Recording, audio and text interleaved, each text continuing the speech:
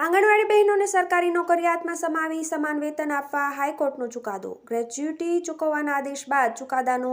વહેલી તકે અમલવારી કરવા સીટુ સહિત ગુજરાત આંગણવાડી કર્મચારી સંગઠનની માંગ। ભાવનગર આંગણવાડીના બહેનોની લાંબા સમયની માંગણીનો અંત આવવાના ઉજળા સંજોગો સામે આવ્યા છે। તાજેતરમાં ગુજરાત હાઈકોર્ટ દ્વારા આંગણવાડી વર્કર હેલ્પર બહેનોને કાયમી સરકારી નોકરિયાત તરીકે સમાવેશ કરી સમાન વેતન તથા લાભો આપવાનો ઐતિહાસિક લેન્ડમાર્ક ચુકાદો આપ્યો છે,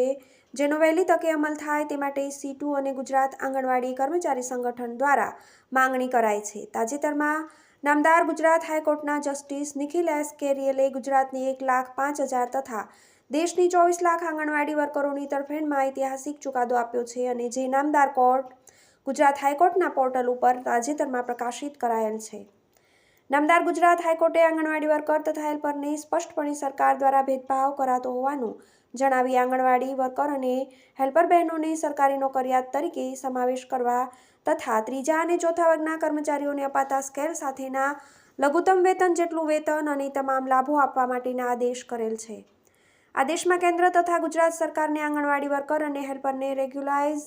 કરવાનું તથા પે સ્કેલ મુજબ પગાર ચૂકવવાનું તેમજ કાયમી સરકારીનો નોકરિયાત તરીકે સમાવેશ કરવાની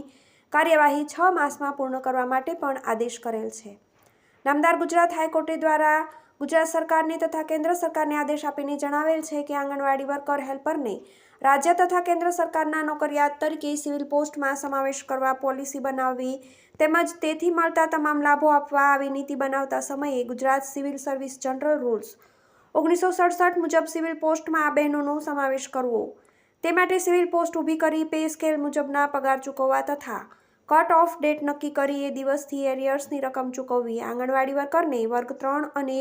હેલ્પરને વર્ગ 4માં મળતા લઘુત્તમ પગાર ધોરણ પ્રમાણે પગારો ચૂકવવા।